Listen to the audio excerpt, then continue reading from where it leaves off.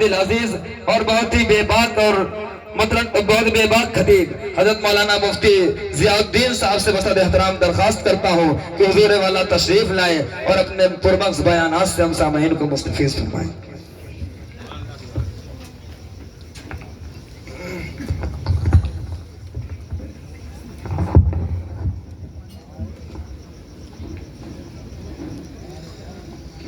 السلام علیکم ورحمۃ اللہ وبرکاتہ۔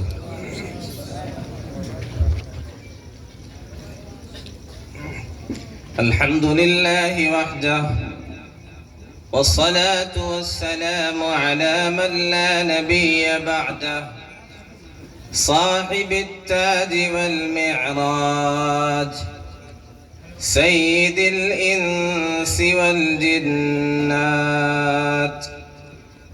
محبوب رب الأرض والسماوات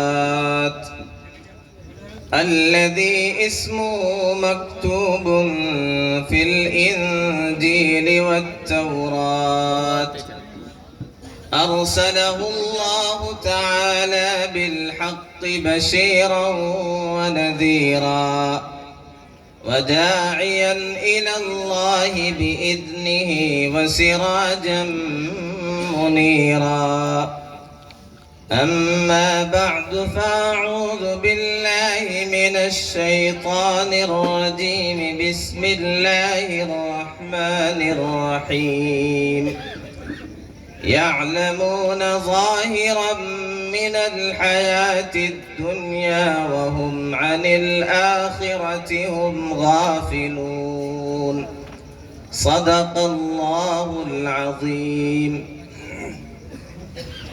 انتہائی واجب الاحترام اسٹیج پر رونق افروز علماء کرام، بزرگوں، دوستوں، پردہ نشین خواتین، میری ماؤں اور بہنوں، ماہ شعبان تقریباً نصف ہو چکا ہے۔ ایک بزرگ فرماتے ہیں رجب شہر الزرع وشعبان شہر السقی ورمضان شہر الحصاد۔ رجب کا مہینہ کھیتی کرنے کا، بیج ڈالنے کا مہینہ ہے۔ ہمیں سے اکثریت ان کی ہے جن کا تعلق کسان سے ہے، کھیتی باڑی کرنے سے ہے، تو فرماتے ہیں کہ رجب کا مہینہ یہ وہ مہینہ ہے جس میں کھیتی کی جاتی ہے، بیج ڈالا جاتا ہے، ہل چلایا جاتا ہے۔ اور شعبان کا مہینہ وہ مہینہ ہے جس میں سچائی کی جاتی ہے، بیج تیار ہو گیا، کوپل آ گئی، اخوا آ گیا، سچائی کرنا ہے، صفائی کرنا ہے، بہتر پھل ملے، بہتر غلہ ملے، بہتر کھیتی ہمارے سامنے آئے، اس کے لیے سارے انتظامات کرنا ہے۔ پھر رمضان شہر الحصاد، یہ کٹائی کا مہینہ ہے، اس میں غلہ ملے گا، اس میں ہم نے جو بویا ہے اسے کاٹیں گے۔ تو رمضان سے پہلے گویا ساری پریپریشن کر لینا ہے، جیسی پریپریشن ہوتی ہے ویسی پرفارمنس ہوتی ہے۔ تو ہم نے جتنی تیاری کی ہوگی رمضان میں، اسی کے اعتبار سے رحمتیں، برکتیں، مغفرت اور جہنم سے خلاصی کا پروانہ ملے گا۔ نبی اکرم صلی اللہ علیہ وسلم نے سب سے پہلا عمل جو اس حوالے سے کیا ہے، مسنون عمل، وہ کیا ہے؟ آپ دعا کرتے تھے ماہ رجب سے ہی، اللہم بارک لنا فی رجب و شعبان وبلغنا رمضان، اے اللہ ہمارے لیے رجب اور شعبان کے مہینے میں برکت عطا فرما دیجئے اور ہمیں رمضان تک پہنچا دیجئے۔ تو سب سے پہلا کام ہمیں جو کرنا ہے یہ دعا کرنا ہے، اللہم بارک لنا فی شعبان، اے اللہ ہمارے لیے اس ماہ مبارک میں، شعبان کے مہینے میں برکت عطا فرما دیجئے، وبلغنا رمضان، ہمیں عافیت کے ساتھ، سلامتی کے ساتھ، صحت کے ساتھ، تقوی کی دولت کے ساتھ، خیر و برکات کے ساتھ ہمیں ماہ رمضان تک پہنچا دیجئے۔ دوسری چیز، نبی اکرم صلی اللہ علیہ وسلم ماہ شعبان میں کثرت سے روزہ رکھا کرتے تھے. چنانچہ ایک صحابی فرماتے ہیں، انہوں نے کہا یا رسول اللہ لم ارک تصوم شہرا، میں نے آپ کو نہیں دیکھا جتنا آپ شعبان میں کثرت سے روزہ رکھتے ہیں، کسی اور مہینے میں اتنا اہتمام کرتے ہو روزے کا. آپ نے فرمایا ہاں ایک ریزن ہے، ایک وجہ ہے. کیا؟ ذاک شہر یغفل الناس بین رجب و رمضان، یہ وہ مہینہ ہے جس میں لوگ غفلت کا شکار ہوتے ہیں. رجب اور رمضان کے بیچ کا یہ جو شعبان کا مہینہ ہے، اس میں لوگ غفلت کا شکار ہوتے ہیں، لاپرواہی برتتے ہیں. زمانے جاہلیت میں کیا کرتے تھے؟ رجب کا مہینہ محترم مہینہ ہے، اس میں قتل و قتال نہیں کرتے تھے. رمضان کا مہینہ اس کا احترام پہلے سے تھا. بیچ میں شعبان، اس میں سفر بھی کرتے تھے، قتل و قتال بھی کرتے تھے، خرافات بھی کرتے تھے. تو جس مہینے میں لوگ غفلت کا شکار ہوں، پیارے آقا صلی اللہ علیہ وسلم نے ارشاد فرمایا مسلمان کی شان یہ نہیں ہے کہ وہ کسی بھی حال میں اپنے رب سے غافل ہو جائے، اللہ سے غافل ہو جائے، عبادت سے غافل ہو جائے، آخرت سے غافل ہو جائے. یہ مسلمان کی شان نہیں ہے. اس لیے فرمایا اس مہینے میں لوگ غافل رہتے. مسلمان کیا کرتے ہیں؟ جو نمازی ہیں، جو عبادت گزار ہیں، وہ کس طرح غفلت کا شکار ہوتے ہیں؟ وہ کہتے ہیں سارا کام، ساری محنت، کھیتی باڑی، جو کچھ کرنا اس مہینے میں کر لو. رمضان میں اپنے آپ کو فری رکھنا ہے، تو رمضان میں فری رکھنے کے لیے، رمضان میں زیادہ عبادتیں کرنے کے لیے اس مہینے کو کہیں نہ کہیں محنت کا، دنیا کمانے کا، بزنس کا یہ مہینہ بنا لیا جاتا ہے. تو نبی اکرم صلی اللہ علیہ وسلم نے ارشاد فرمایا ذاک شہر یغفل الناس عنہ، یہ وہ مہینہ ہے اس میں لوگ غفلت کا شکار ہوتے ہیں. اس لیے میں یہ چاہتا ہوں کہ اس میں غفلت نہ آنے پائے، اس لیے اس مہینے میں میں کثرت سے روزہ رکھتا ہوں. غفلت اس کے مختلف درجات ہیں.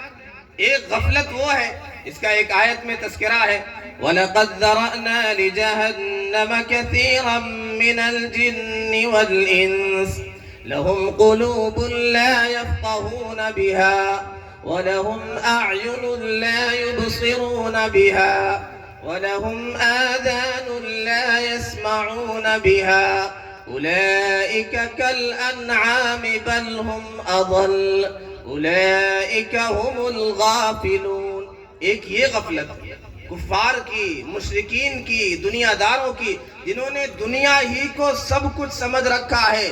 اللہ تعالیٰ نے ارشاد فرمایا ہم نے بہت سے انس و جن جہنم کے لیے پیدا کیے ہیں، یہ جہنم کی مخلوق ہے، جہنم کا پیٹ ان کے ذریعے سے بھرا جائے گا.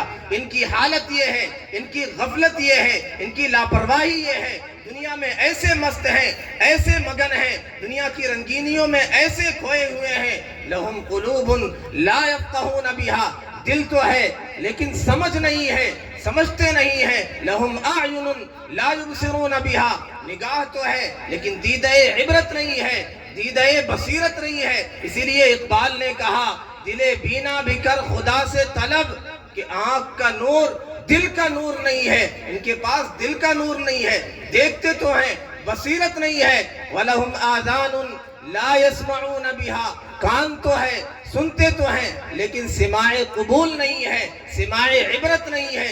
عبرت سے سنیں، سبق کے لیے سنیں، یہ حالت نہیں ہے. اولئک کالانعام، یہ وہ لوگ ہیں ان کی حالت یہ ہے، یہ چوپایوں کی طرح ہیں، جانوروں کی طرح ہیں، بھیڑیوں اور درندوں سے بھی گئے گزرے ہیں. بل ہم اضل، اس سے بھی گئے گزرے ہیں. اولئک هم الغافلون، یہ غفلت کا شکار ہیں، یہ غافل لوگ ہیں. ایک غفلت کا تذکرہ جس آیت کریمہ کی میں نے تلاوت کی، یعلمون ظاہرا من الحیات الدنیا، صرف دنیاوی زندگی کی ظاہری رونق یہی پتا ہے. وہ سمجھتے ہیں جو کچھ کرنا ہے یہی کر لو، مرنے کے بعد کچھ بھی نہیں ہے، مرنے کے بعد زندہ ہونا نہیں ہے. قبر کا مرحلہ، حشر کا مرحلہ، سوال، حساب و کتاب، پل صراط، ساری چیزیں کچھ بھی تسلیم نہیں کرتے. کچھ ایسے لوگ ہیں ان کی زندگی اس طرح گزر رہی ہے، ایسے غفلت کا شکار ہیں. قرآن میں سورہ اعراف میں اور سورۃ الشعراء میں 5-6 قوموں کا ترتیب سے تذکرہ ہے، قوم عاد کا، قوم سمود کا، قوم نوح کا، قوم صالح کا، قوم لوط کا، قوم شعیب کا. یہ عبرت کا نشان بنا دی گئی قومیں، صفحہ ہستی سے مٹا دی گئی. کیا گناہ تھا ان کا، کیا جرائم تھے ان کے؟ قوم نوح یہ پہلی قوم ہے جس نے بت پرستی کی ہے، شرک کیا. قوم ہود انہیں اپنی طاقت پر بڑا ناز تھا، اپنی قوت پر بڑا ناز تھا. یہ دعویٰ کرتے تھے من اشد منا قوہ، ہم سے زیادہ پاورفل کون ہے، ہم سے زیادہ طاقتور کون ہے؟ اولم یروا ان اللہ الذی خلقہم هو اشد منہم قوہ، کیا یہ بھول گئے، انہیں پتہ نہیں جس ذات نے انہیں پیدا کیا ہے وہ ان سے کہیں زیادہ طاقتور ہے. ایک مفسر کہتے ہیں من انتفخ طار، یہ اپنے طاقت کے زوم میں پھول گئے، اور جو پھول جاتا ہے اڑ جاتا ہے. وہ بارہ جب تک اس میں ہوا نہیں ہوتی ہے پھولتا نہیں، وہ زمین پر پڑا رہتا ہے. من انتفخ طار، جیسے پھول گیا اڑا دیا جاتا ہے. ان کی حالت، ان کا جرم یہ تھا کہ اپنے طاقت کے نشے میں مست تھے، دعویٰ کرتے تھے ہم سے زیادہ کوئی طاقتور نہیں ہے. اللہ تعالیٰ نے کیا کیا؟ ہوا کو مسلط کر دیا. سخرها علیہم 7 لیال و8 ایام حسوما، 7 رات 8 دن مسلسل ہوا چلتی رہی، انہیں جڑ سے اکھاڑ کر کے پھینک دیا گیا. جیسے کھجوروں کے تنے ہوں، درخت ہوں، ایسے انہیں اکھاڑ کر کے پھینک دیا گیا. قوم سمود یہ حد سے زیادہ عیش پرستی کا شکار تھے. الفساد بالترف الزائد، سمجھتے تھے دنیا ہی سب کچھ ہے، دنیا کی رنگینیاں، دنیا کی رونق، دنیا ہی میں مگن تھے. ایسے لوگوں کے لیے ایک اور جگہ قرآن میں نقشہ کھینچا گیا. فلما حسوا باسنا اذا هم منها يركضون لا تركضوا وارجعوا الى ما اترفتم فيه ومساكنكم لعلكم تسألون. یہ دنیا میں ایسے غفلت کا شکار تھے، عیش پرستی، شراب و شباب کی محفلیں، اس میں مگن تھے، آخرت کو بھولے ہوئے تھے، رب سے غافل تھے. ہم نے انہیں پکڑا، ہمارا عذاب آیا. فلما احسوا باسنا وكم من قرية وَكَمْ مِنْ قَرْيَةٍ قَسَمْنَا وَكَمْ مِنْ قَرْيَةٍ كَانَتْ ظَالِمَةً، کتنی بستیاں جو ظالم تھیں، جو جابر تھیں، جنہوں نے مظالم کے پہاڑ توڑے، ہم نے ان کی کمر توڑ کے رکھ دی. جب انہوں نے ہمارے عذاب کے جھٹکے محسوس کیے بھاگنے لگے. لا ترکضوا، بھاگتے کیوں ہو؟ لوٹو اپنے عشرت قدوں کی طرف، اپنے عیش گاہوں کی طرف، اپنے شراب و شباب کی محفلوں کی طرف، اپنی غفلت کی طرف لوٹو. بلاؤ اپنے کارندوں کو، اپنے وزراء کو، اپنی طاقت کا استعمال کرو، مستیاں کرو، لگزریس لائف بہت تم نے جی لی، پھر سے لوٹو اسی عشرت قدے کی طرف. بھاگتے کیوں ہو؟ لا ترکضوا وارجعوا الى ما اترفتم فيه، جو عیش و عشرت قدا تم نے بنا رکھا تھا اس کی طرف لوٹو، اپنے گھروں کی طرف، اپنی بلڈنگوں کی طرف لوٹو. تم سے پوچھا جائے گا. فما زالت تلك دعواهم حتی جعلناہم حصیدا خامدین، برابر کہتے رہے ہم ہی ظالم تھے، یہاں تک کہ ان کی حالت ہو گئی جیسے کوئی کھیتی کاٹ دی جائے، صاف کر دی جائے. ان کی یہ حالت تھی جیسے ان کی زندگی کی حرارت چھین لی جائے، بجھا دیا جائے، ایسے بجھی ہوئی راکھ کی مانند ان کی حالت ہو گئی. آج 1 مہینہ پہلے لاس اینجلس میں کیا ہوا؟ حد سے زیادہ عیش و عشرت. مسلمان اس کی بھی یہی غفلت، سمجھتا ہے دنیا ہی سب کچھ ہے، دنیا میں ایسے مگن ہو گیا. یعلمون ظاہرا من الحیات الدنیا وهم عن الآخرۃ هم غافلون، آخرت سے غافل ہیں، رب سے غافل ہیں، نمازوں سے غافل ہیں، حیا کی کوئی پرواہ نہیں، پاک دامنی کی کوئی پرواہ نہیں. خواتین بے پردہ گھوم رہی ہیں، عشق بازیاں چل رہی ہیں. 14 فروری آ رہا ہے، ویلنٹائن ڈے کے نام سے جانا جاتا ہے، عالمی محبت کا دن اس کا نام رکھا گیا ہے. یہ بے حیائی کا دن، بدکرداری کا دن، زناکاری کا دن، فحاشی کا دن، اسے عالمی محبت کا نام. یہ حد سے زیادہ عیش پرستی. کیا کیا تھا قوم صالح نے، قوم سمود نے؟ اتمنون بکل ریع آیۃ تعبثون، ہر اونچی جگہ پر، ہر بلند جگہ پر کھلواڑ کرتے ہوئے، مذاق کرتے ہوئے، عیش پرستی کے لیے بلا وجہ کی عمارتیں کھڑی کرتے تھے. اتنی مضبوط عمارتیں، پہاڑوں میں 120 بلڈنگیں تیار کیا کرتے تھے، اتنے ماہر تھے اس فن میں، اور بلا وجہ کھلواڑ کرتے ہوئے موج مستی کے لیے۔ مسلمان بھی ڈیکوریشن میں کیا کچھ کرتا ہے، شادی میں کتنے پیسے خرچ کرتا ہے، ڈیکوریشن میں کتنے پیسے، گھر میں انٹیریئر ڈیکوریشن میں کتنے لاکھوں روپے مسلمان لگا، شادیوں میں لاکھوں کروڑوں۔ ابھی خبر آئی تھی سدھارتھ نگر کی، ایک شادی کے موقع پر 14 لاکھ یا 19 لاکھ گھر پر اور بلڈوزر پر کھڑے ہو کر کے لوگوں نے بس ایسے ہی شادی میں لٹا دیا۔ جب حد سے زیادہ عیش و عشرت آتی ہے تو اللہ کی پکڑ آتی ہے۔ لاس اینجلس میں یہی ہوا، ایک فنکشن کے موقع پر ایک ایکٹریس نے کہا تھا، ایوارڈ دیا جا رہا، ان سے پوچھا گیا، ہر ایک نے کہا، کسی نے گاڈ کو تھینک نہیں کہا، اللہ کا شکریہ نہیں ادا کیا۔ اپنی اسٹرگل، اپنے چاہنے والے، اپنے نیئر اینڈ ڈیئر، ان کی وجہ سے یہاں تک پہنچے ہیں۔ یہ جو پرائز ملا ہے اس کی یہ وجہ ہے۔ وہ کمیڈین تھی، ایکٹریس، اس نے کہا کہ God creator of universe, God is zero mention, God کا تذکرہ ہی ختم ہو گیا۔ ہمیں کوئی تعجب نہیں ہے، یہ لاس اینجلس وہ شہر ہے جس میں گاڈ کا کوئی تذکرہ نہیں، یہاں لوگ گاڈ کو نہیں جانتے۔ اس کے بعد ہی 2-4 دن کے بعد ہی وہ آگ آئی، تباہی آئی جسے دنیا نے دیکھا۔ سب سے زیادہ ترقی یافتہ شہر تھا امریکہ کا۔ ایک ہالی ووڈ کا اداکار جیمز ووڈ، اس نے کہا تھا نو سیز فائر، نو فورگیونیس، نو کمپرومائز۔ اس نے کہا تھا فلسطین میں جو مظلوم ظلم کی چکی میں پیسے جا رہے ہیں، چھوٹے چھوٹے بچوں پر، معصوموں پر، خواتین پر بمباری کی جا رہی ہے، ان کے گھروں کو تباہ کیا جا رہا ہے، ہاسپٹل پر حملے کیے جا رہے ہیں۔ یہ کہہ رہا تھا کوئی سیز فائر نہیں ہونا چاہیے، کوئی جنگ بندی نہیں ہونی چاہیے، کوئی کمپرومائز سمجھوتا نہیں ہونا چاہیے، انہیں تباہ کرنا چاہیے، ہر ایک کو، ہر سپورٹر کو ہلاک کر دو، تباہ و برباد کر دو۔ اس نے اپنا انجام دیکھا، اس کا سب کچھ جل کر کے اس میں راکھ ہو گیا۔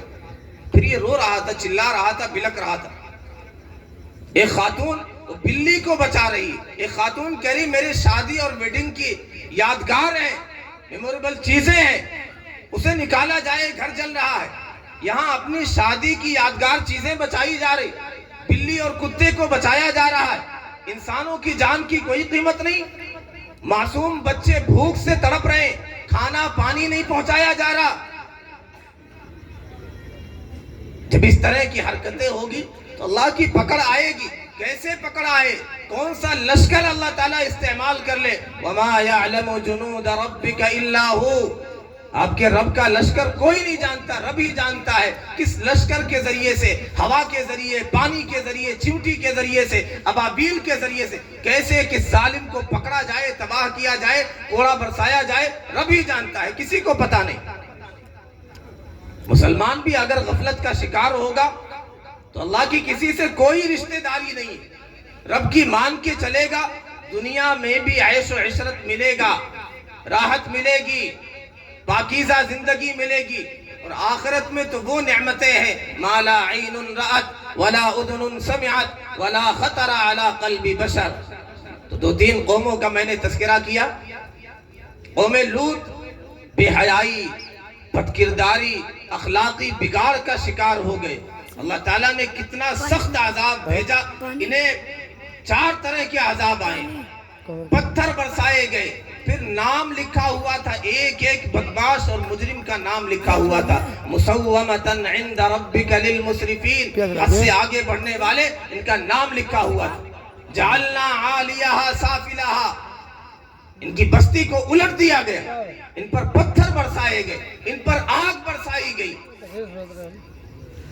اس قوم میں یہ چیز آ جاتی ہے جو بے حیائی کا جو عالمی دن ہے، مسلمان ہمارے نوجوان سمجھتے ہی نہیں پاکیزگی کتنی بڑی چیز ہے، عفت و پاک دامنی کتنی بڑی چیز ہے، جوانی بے داغ گزارنا کتنی بڑی دولت ہے۔ سیدنا یوسف علیہ السلام کا تذکرہ پڑھیں، قرآن میں کیا ہے؟ تقویٰ ہے، طہارت ہے، صبر ہے، شکر ہے، احسان ہے، یہ وہ دولتیں پاک دامنی والی زندگی گزاری ہے۔ سیدھے قید سے کہاں پہنچے؟ تخت شاہی پر پہنچے۔ ہمارے نوجوان، علم کا بھی تذکرہ سیدنا یوسف علیہ السلام کے، انی حفیظ علیم، مجھے تخت شاہی پر براجمان کر دیجئے، میں نگران بھی ہوں، محافظ بھی ہوں، جانکار بھی ہوں، میرے پاس علم بھی ہے، نالج بھی ہے۔ ہمارے نوجوانوں میں نالج آ جائے، علم کا شوق پیدا ہو جائے، علم کے پیاسے بن جائیں، علم کی دولت ان کے پاس آ جائے، طہارت آ جائے، صبر آ جائے، شکر آ جائے، دنیا میں کہیں ناکام نہیں ہو سکتے۔ آج کیا کچھ ہو رہا ہے، موبائل میں کیا ہو رہا، ہماری خلوتیں کیسے گزر رہی، ہماری خواتین کیا حیا کا اہتمام ہے، کیا پردے کا اہتمام ہے، کیا انہوں نے گھروں کو لازم پکڑا ہے؟ وَقَرْنَ فِي بُيُوتِكُنَّ وَلَا تَبَرَّجْنَ تَبَرُّجَ الْجَاهِلِيَّةِ الْأُولَى۔ اللہ تعالیٰ نے فرمایا کہ اپنے گھروں کو لازم پکڑو، گھروں میں قرار پکڑو۔ كُلُّ لَحْظَةٍ تقضیہا فی بیتک، ہر وہ لمحہ، ہر گھڑی، ہر پل ایک خاتون جو اپنے گھر میں گزارتی ہے، ایک مفسر کہتے ہیں یہ صرف گھر میں گزارنا نہیں ہے، عبادت وامتثال وطاعت۔ ہر لمحہ ایک خاتون کا اگر گھر میں گزرتا ہے تو یہ عبادت ہے، اطاعت ہے، رب کی عبادت ہے۔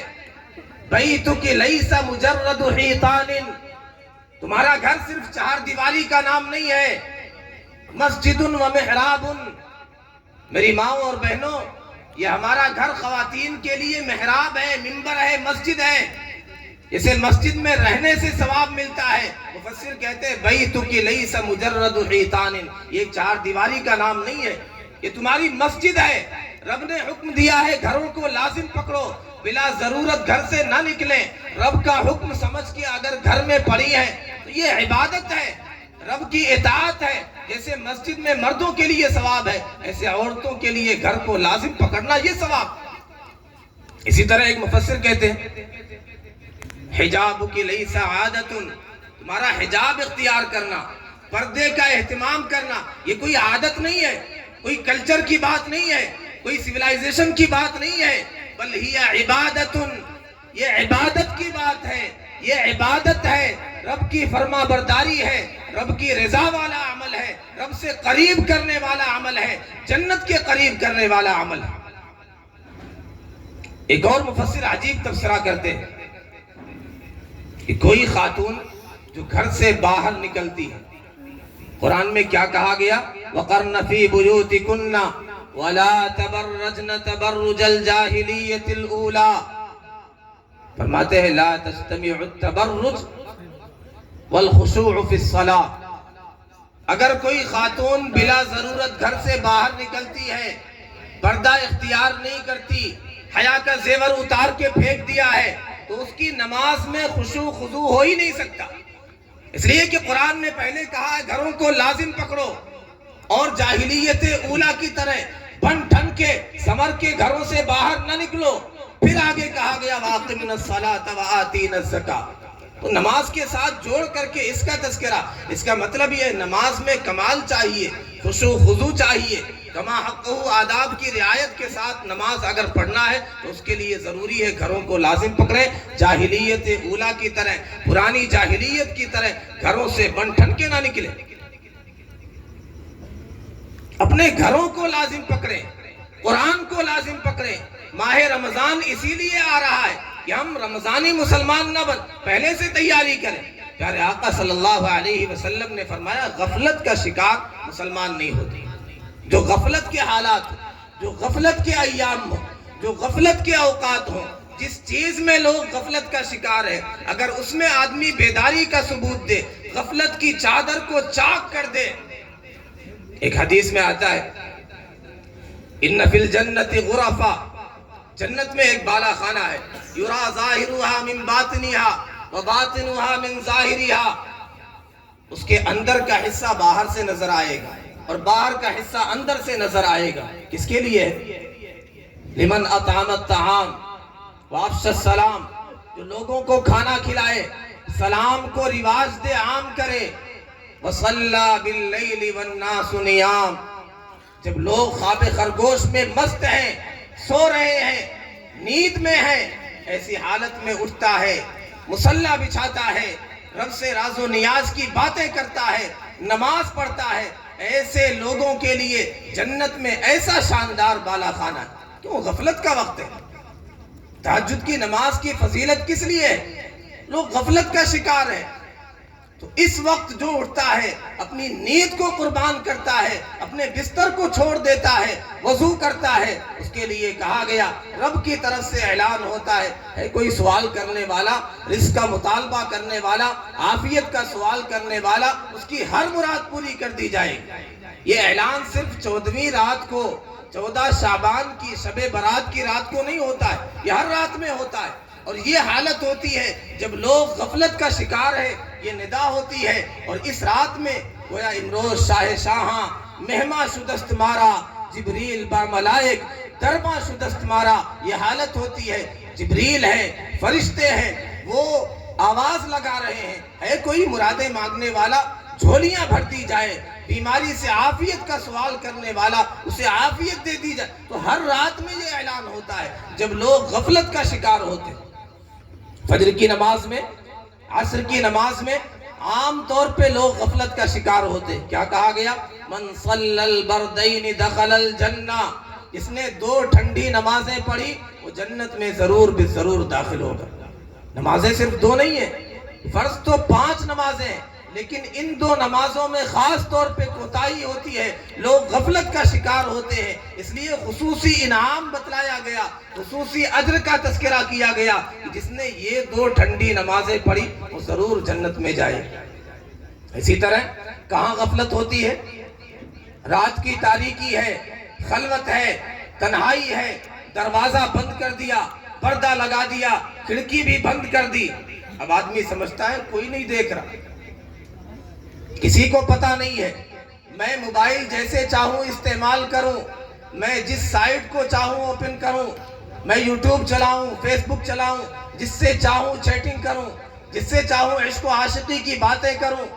الم یعلم بان اللہ یرا, دروازے بند کرنے والوں, کنڈیاں لگانے والوں, رات کی تاریکی میں سوئچ آف کر کے غلط چیزیں دیکھنے والوں, غلط فلمیں دیکھنے والوں, سیریل دیکھنے والوں, رب کی نافرمانی کرنے والوں, کیا بھول گئے الم یعلم بان اللہ یرا, اللہ تو دیکھ رہا ہے, اللہ سے کوئی چیز مخفی نہیں ہے. انہا ان تک مثقال حبہ من خردل فتکن فی صخرۃ او فی السماوات او فی الارض یأتی بها اللہ.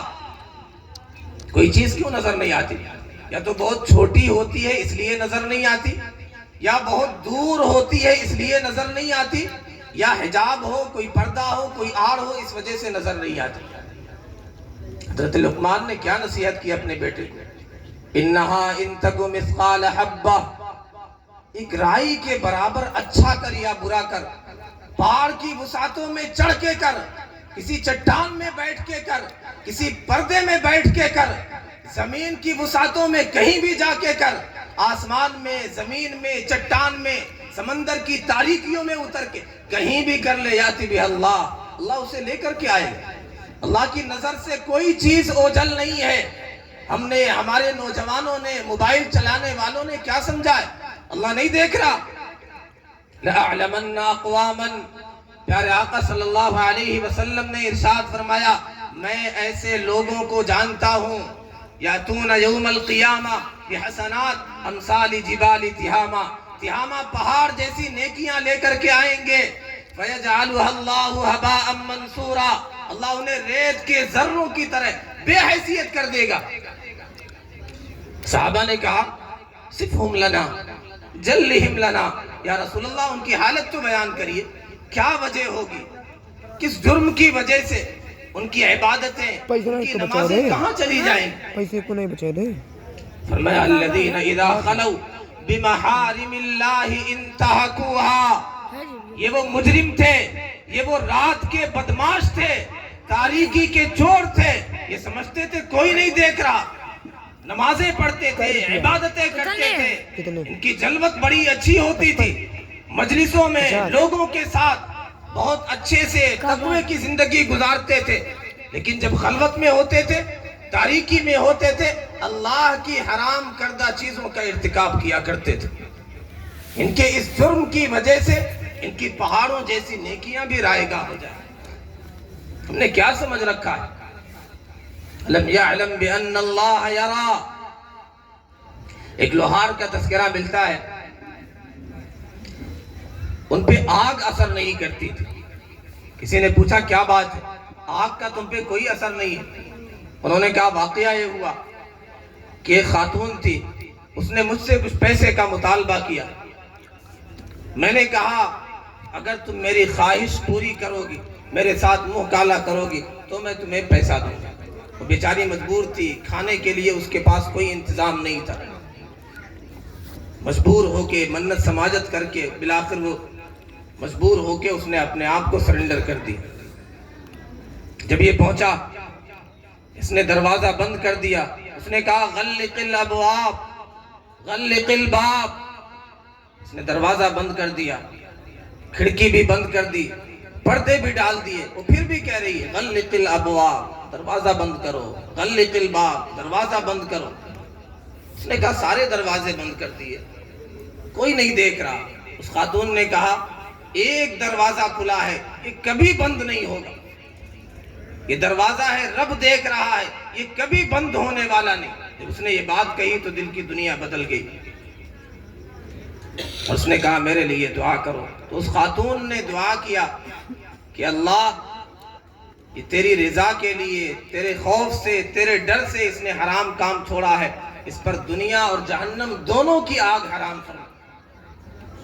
اس نے کہا میں نے دنیا میں اس کی دعا کی قبولیت کا اثر دیکھ لیا ہے، امید ہے آخرت میں بھی جہنم کی آگ سے حفاظت ہوگی۔ ہم کیا سمجھتے ہیں جو خیالات آج کل نوجوان، ان کا سارا مطمع نظر یہی ہے، زندگی کا گول یہی ہے، کسی سے عاشقی ہو جائے، کسی سے چیٹنگ ہو جائے، اس کے نتیجے میں ہم کیا کچھ دیکھ رہے ہیں، کس حد تک پہنچ گئے، کیسی غفلت کا شکار ہیں۔ لڑکیاں غیروں کے ساتھ بھاگ رہی ہیں، مرتد ہو رہی ہیں، دنیا میں بھی خسارہ اور آخرت سے بھی گئیں۔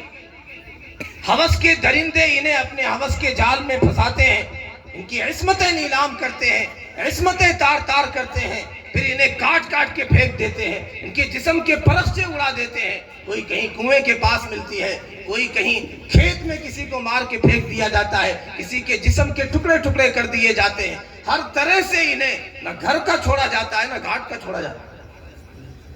کیوں؟ اس میں کوئی محبت ہو ہی نہیں سکتی۔ محبت رشتوں میں ہوتی ہے، محبت اللہ سے ہوتی ہے، رسول سے ہوتی ہے، اپنے رشتوں میں ہوتی ہے۔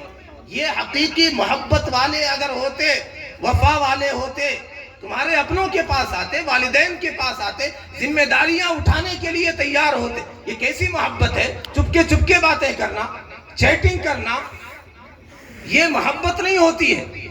محبت ہوتی ہے تو آدمی ذمہ داری اٹھانے کے لیے تیار ہوتا ہے۔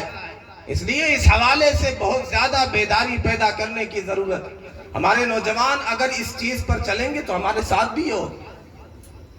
اگر ہمارے نوجوان اس طرح کے خیالات پال رہے ہیں، خواہش کے درندے بنے ہوئے ہیں، خواہش کے پجاری بنے ہوئے ہیں، اپنی خواہش کی تسکین چاہتے ہیں، سنت طریقہ اختیار نہیں کر رہے ہیں، سنت کو مشکل بنا دیا ہے، تو اس سے برے دن آئیں گے جو ہم دیکھ رہے ہیں۔ امام شافعی رحمۃ اللہ علیہ فرماتے ہیں عفو تعف نساؤکم فی المحرم، تم پاک دامنی اختیار کرو، تمہاری خواتین بھی پاک دامنی اختیار کریں۔ یہ ٹاپک اٹھاتے ہوئے بھی حیا آتی ہے، لیکن کیا کریں، پانی حد سے زیادہ سر سے اوپر چلا گیا، بات بہت آگے جا چکی ہے۔ اگر نہیں بیان کیا جائے گا کھل کے تو اور بھی برے دن آئیں گے۔ فرماتے عفو تعف نساؤکم فی المحرم، تم پاک دامنی اختیار کرو گے، تمہاری خواتین بھی پاک دامنی اختیار کریں۔ وَتُجَنِّبُوا مَا لَا يَلِيقُ بِمُسْلِمِ، ان تمام چیزوں سے پرہیز کرو، ان تمام راستوں سے دور سے رک جاؤ جو ایک مسلمان کی شایان شان نہیں ہے۔ ان الزنا دین اذا اقرستہ، زناکاری، بدکاری، کسی کے ساتھ منہ کالا کرنا، کسی کی عصمت تار تار کرنا، کیا سمجھتے ہیں یہ ایک قرض ہے، ایک دین ہے۔ کان الوفا من اہل بیتک فاعلمی، اسے چکایا جائے گا، اس قرض کی بھرپائی ہوگی، تمہارے گھر سے اس کی بھرپائی ہوگی۔ من یزنی فی بیت بألفی درہم فی بیتہ یزنا بغیر الدرہم، اگر کوئی کسی گھر میں 2000 درہم خرچ کر کے بدکاری کرتا ہے، منہ کالا کرتا ہے، تو اس کے گھر میں مفت میں یہ کام ہوگا۔ اس کے گھر سے یہ قرض کوئی چکائے گا، بہن بھی ہو سکتی ہے، بیٹی بھی ہو سکتی ہے، بیوی بھی ہو سکتی ہے۔ ان الزنا دین اذا اقرضته فی بیتہ کان الوفا من اہل بیتک فاعلمی من یزنی فی بیت بألف درہم فی بیتہ یزنا بغیر الدرہم من یزنی یزنا بہ ولو بجدارہ۔ جو بدکاری کرے گا، منہ کالا کرے گا، اگر گھر میں کوئی نہیں اس کی دیوار کے ساتھ بدکاری کی جائے۔ ان کان یا ھذا عاقلا ففہمی، اگر عقل و شعور ہے تو سمجھو۔ لو کنت حرا من سلالت ماجد، اگر تمہاری فطرت، تمہاری اصل، تمہاری نسل پاک ہے تو تم اس کے بارے میں سوچ بھی نہیں سکتے۔ تو ایک قوم اس وجہ سے تباہ کی گئی، بدکاری کی وجہ سے، عیاشی کی وجہ سے، بے حیائی کی وجہ سے۔ اور ایک قوم ناپ تول میں کمی کرنے کی وجہ سے، صرف بت پرستی اور کفر کی وجہ سے قومیں تباہ نہیں کی گئی، ظلم کی وجہ سے، حد سے زیادہ طاقت کے نشے میں چور ہونے کی وجہ سے، حد سے زیادہ اسراف کی وجہ سے، آگے بڑھنے کی وجہ سے، کسی بھی چیز میں اسراف ہو سکتا ہے، حد سے زیادہ عیش پرستی کی وجہ سے، ناپ تول میں کمی کرنے کی، یہ وہ جرائم ہے جس کی وجہ سے قومیں تباہ و برباد کی گئی، عبرت کا نشان بنائی گئی۔ اگر مسلمان ان راستوں پر چلے گا، ان کے نقش قدم پر چلے گا تو یہ بھی تباہی اس کا بھی مقدر بن کے رہے گا۔ آج ہم انہی کے نقش قدم پر چل رہے ہیں۔ حذو النعل بالنعل، جیسے ایک جوتا دوسرے جوتے کے بالکل فٹ ہوتا ہے، مطابق ہوتا ہے، ایسے ہی ان کے نقش قدم پر چلو، وہ ساری چیزیں ہمارے ہیں۔ تو نبی اکرم صلی اللہ علیہ وسلم نے ارشاد فرمایا مسلمان غفلت کا شکار نہیں، مسلمان نمازوں سے غافل ہو جائے، فرائض سے غافل ہو جائے، ہو ہی نہیں سکتا۔ مسلمان تو رب کی یاد سے ایک لمحہ غافل نہیں ہوتا۔ وَاذْكُرْ رَبَّكَ فِي نَفْسِكَ تَضَرُّعًا وَخِيفَةً دُونَ الْجَهْرِ مِنَ الْقَوْلِ بِالْغُدُوِّ وَالْآصَالِ وَلَا تَكُن مِّنَ الْغَافِلِينَ۔ غفلت کا شکار مسلمان نہیں ہوتا ہے، نوافل سے غفلت کا شکار نہیں ہوتا، یہ جائے کہ فرائض سے غفلت کا شکار ہو جائے۔ ایک ایسا مسلمان ہے جو نمازی نہ پڑھے، جو دوسرا رکن اس میں کوتاہی کر، ما معنی الاسلام بغیر الصلاۃ، وہ کیسا مسلمان جو نماز ہی نہ پڑھے۔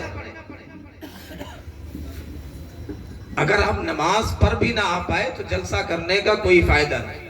تو غفلت کا پردہ چاک کرنا ہے، سب سے پہلے کیا کرنا ہے؟ رب سے تعلق مضبوط کرنا ہے، محبتیں یہاں کرنا ہے، اللہ سے، اللہ کے رسول صلی اللہ علیہ وسلم۔ وفا یہاں ملے گی۔ رب سے زیادہ محبت کرنے والا کون ہے؟ رب نے ہمارے لیے کیا کچھ نعمتیں چھپا کر کے رکھی ہیں، ایک مختصر سی زندگی رب کی مان کے چلنا ہے، پھر ہمارے لیے انعامات کی بارشیں ہیں۔ لَهُمْ مَا يَشَاءُونَ فِيهَا وَلَدَيْنَا مَزِيدٌ۔ میں بات کو سمیٹ رہا ہوں، رب سے، اللہ کے رسول صلی اللہ علیہ وسلم سے تعلق کیسے مضبوط ہوگا؟ ایک چیز کے ذریعے سے، نماز پڑھنے کے ذریعے سے۔ اس لیے کہا گیا الصلاۃ معراج المؤمنین، ایمان والوں کی معراج ہے، رب سے تعلق مضبوط کرنے کا بہترین ذریعہ ہے۔ اور پیارے آقا صلی اللہ علیہ وسلم نے روزے کا تذکرہ کیا۔ روزہ صرف ایک عبادت نہیں ہے، عبادتوں کا ایک پیکج ہے۔ ظاہر آدمی روزہ رکھتا ہے، نماز بھی پڑھتا ہے، روزہ رکھتا ہے، سحری میں اٹھ جاتا ہے، تہجد بھی پڑھتا ہے، روزہ رکھتا ہے، غیبت سے بھی احتیاط کرتا ہے، جھوٹ بولنے سے اپنے آپ کو بچاتا ہے، رشتہ توڑنے سے اپنے آپ کو بچاتا ہے، ہر طرح کی برائیوں سے آدمی روزے کی حالت میں بچتا ہے، ہر طرح کی عبادتیں کرنے کی کوشش کرتا ہے۔ اس لیے آپ نے ارشاد فرمایا کہ میں اس مہینے میں کثرت سے روزہ رکھتا ہوں۔ دوسری چیز، پیارے آقا صلی اللہ علیہ وسلم سے تعلق مضبوط کیسے ہوگا؟ کثرت سے درود پڑھے۔ اس لیے آپ نے ارشاد فرمایا کہ ہلاک ہو جائے وہ شخص جس کے سامنے میرا نام نامی آئے، میرا اسم گرامی آئے، میرا تذکرہ آئے، مجھ پر درود نہ پڑھے۔ پیارے آقا صلی اللہ علیہ وسلم سے تعلق مضبوط کرنا ہے تو نماز کے ساتھ آپ پر کثرت سے درود پڑھے۔ اسی طرح آپ نے ارشاد فرمایا ہلاک ہو جائے وہ شخص رمضان کا مہینہ پائے اپنی مغفرت کا سامان نہ پائے۔ تو ہم ابھی سے تیاری کریں، ابھی سے جتائی اور بیج ڈالنا اور سچائی سارا کام شروع کر دیں، روزے رکھنا شروع کر دیں، عبادتیں کرنا شروع کر دیں۔ اور آپ نے فرمایا ہلاک ہو جائے وہ شخص جس نے اپنے والدین یا ان میں سے کسی ایک کو پایا اور ان کی خدمت کر کے اپنی مغفرت کا سامان نہ پیدا کر لیا۔ میں بس 2-3 منٹ میں بات کو مکمل کر رہا ہوں، وقت تقریباً زیادہ ہو گیا ہے جو مجھے دیا گیا تھا۔ اللہ سے تعلق مضبوط کرنا ہے، پیارے آقا صلی اللہ علیہ وسلم سے تعلق مضبوط کرنا ہے، کیونکہ اس حدیث میں والدین کا تذکرہ آیا، تو والدین سے تعلق بہت سارے تعلقات مضبوط کرنا ہے، لیکن خاص طور پہ میں اس کا تذکرہ کر رہا ہوں وقت کے اختصار کی وجہ سے۔ قرآن میں آیت ہے جس میں والدین کا تذکرہ کیا گیا، والدین کے حقوق کو بیان کیا گیا، اور یہ عجیب آیت ہے۔ قرآن کا انداز دیکھیں، رب کا میتھڈ آف ٹاکنگ دیکھیں، اسٹائل دیکھیں، انسان بات کر ہی نہیں سکتا۔ کیا فرمایا؟ وَقَضَى رَبُّكَ أَلَّا تَعْبُدُوا إِلَّا إِيَّاهُ وَبِالْوَالِدَيْنِ إِحْسَانًا إِمَّا يَبْلُغَنَّ عِندَكَ الْكِبَرَ أَحَدُهُمَا أَوْ كِلَاهُمَا فَلَا تَقُل لَّهُمَا أُفٍّ وَلَا تَنْهَرْهُمَا۔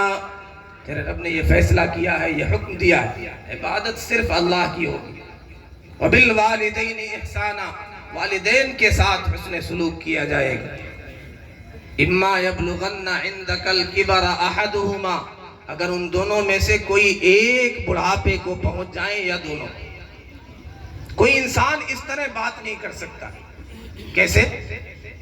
یہاں پہ تذکرہ احدہما پہلے، اگر ان میں سے کوئی ایک بڑھاپے کو پہنچ جائے یا دونوں، ظاہر ہے دونوں پہلے ہوتے ہیں، پھر ان میں سے کسی کا انتقال ہوتا ہے۔ ہم سوچیں گے تو یہ کہیں گے کہ دونوں کا تذکرہ پہلے ہونا چاہیے، پھر ان میں سے کوئی مرے گا، پھر ایک بچیں گے۔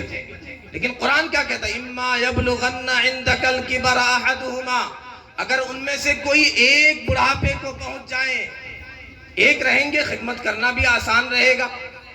دوسری وجہ، اگر دونوں ہوتے ہیں، دونوں بڑھاپے کو پہنچ گئے، ان پر حالات آئے، پریشانی آئی، خاص طور پہ اپنوں نے ستایا، بیٹے نے تکلیف پہنچائی، بیٹی نے تکلیف پہنچائی، بہو نے تکلیف پہنچائی ہے، اپنوں نے جینا دو بھر کر دیا ہے، اپنے تانے دیتے ہیں، اپنے خدمت نہیں کرتے ہیں، دونوں موجود ہیں، دونوں بوڑھے ہو گئے، میاں بیوی آپس میں اپنا دکھ درد بانٹ لیتے ہیں، شیئر کر لیتے ہیں، آپس میں کہہ کے اپنا غم ہلکا کر لیتے ہیں، غم غلط کر لیتے ہیں کہ بیٹے نے آج یہ کہا، بیٹی نے آج یہ کہا۔ اور جب ایک فوت ہو جائے، ایک ہی بچے، بوڑھا باپ ہے یا صرف بوڑھی ماں ہے، اب بیٹے نے تکلیف پہنچائی ہے، اب بیٹے نے تکلیف پہنچائی ہے، بیٹی نے تکلیف پہنچائی ہے، بہو نے دل دکھایا ہے، کتنا مشکل ہوتا، کس سے شیئر کریں، اپنا دکھ درد کس سے بانٹیں، کس سے تذکرہ کریں۔ اس لیے قرآن نے کہا اگر ان میں سے کوئی ایک بڑھاپے کو پہنچ جائے یا دونوں، جب تنہا ہو جاتے ہیں یہ لمحات بہت ہی بھاری ہوتے ہیں، اور ایسے موقع پر جب گھر والے بے یار و مددگار چھوڑ دیں تو یہاں تک پہنچ گیا اولڈ ہاؤس میں لے جا کے ڈال دیتے ہیں۔ اگر ایک ہے، دو ہیں تو کسی طرح نبھ جائے گی، کٹ جائے گی زندگی، لیکن تنہا ہو جائے تو کیا؟ قرآن کا انداز دے، اگر کوئی ایک بڑھاپے کو پہنچ جائے یا دونوں پہنچ جائیں، انہیں تکلیف پہنچانا، ان کے سامنے بلند آواز سے بات کرنا تو دور کی بات ہے، انہیں اف بھی مت کرنا، انہیں جھڑکنا بھی نہیں۔ وَقُلْ لَهُمَا قَوْلًا كَرِيمًا، اسے کریمانہ انداز سے بات کرنا ہے، شرافت سے بات کرنا ہے، ان کا خیال کرنا ہے، ان کے بڑھاپے کا خیال کرنا ہے، جیسا کہ بچپن میں انہوں نے تربیت کی ہے۔ تو بس اتنی ہی بات ہے، رمضان کی تیاری کرنا ہے، تیاری کے لیے کثرت سے روزے رکھنا ہے، روزہ وہ عبادت ہے، حدیث قدسی الصوم لی وانا اجزی بہ، روزہ میرے لیے ہے، اس کا بدلہ میں خود دوں گا۔ نمازوں کا اہتمام کرنا ہے، فرائض میں کسی بھی طرح کی کوتاہی نہ ہو، ابھی سے یہ طے کر لیں کہ انشاءاللہ تہجد کا بھی اہتمام کریں گے، اس لیے کہ غفلت کا وقت ہوتا ہے، اس میں اگر بیداری کا ثبوت دیں گے، نوافل پڑھیں گے، ذکر و اذکار کریں گے، تلاوت کریں گے تو مقام بہت ہی بلند ہو جائے گا۔ نبی اکرم صلی اللہ علیہ وسلم سے تعلق نماز پڑھنے کے ذریعے سے بھی مضبوط ہوگا، درود کے ذریعے سے بھی مضبوط ہوگا۔ والدین کا خیال کرنا ہے، خاص طور پہ جب بڑھاپے کی عمر کو پہنچ جائیں تو ان کا وجود اپنے لیے رحمت سمجھنا ہے، جب تک ہے گھر میں رحمت ہے، برکت ہے، جس دن یہ دفن ہوں گے ہمارے دل بھی ان کے ساتھ دفن ہو جائیں گے، اس لیے اس نعمت کی قدر کریں جسے رب نے جن کے حق کو اپنے حق کے ساتھ ملا کر کے بیان کیا ہے۔ اللہ تبارک و تعالی کہنے سننے سے زیادہ عمل کرنے کی توفیق عطا فرمائے، ماہ رمضان کی تیاری کرنے والا بنائے، ہر ایک کے حقوق ادا کرنے والا بنائے۔ وآخر دعوانا الحمدللہ رب العالمین۔ جزاک اللہ خیرا جزا۔ ماشاء اللہ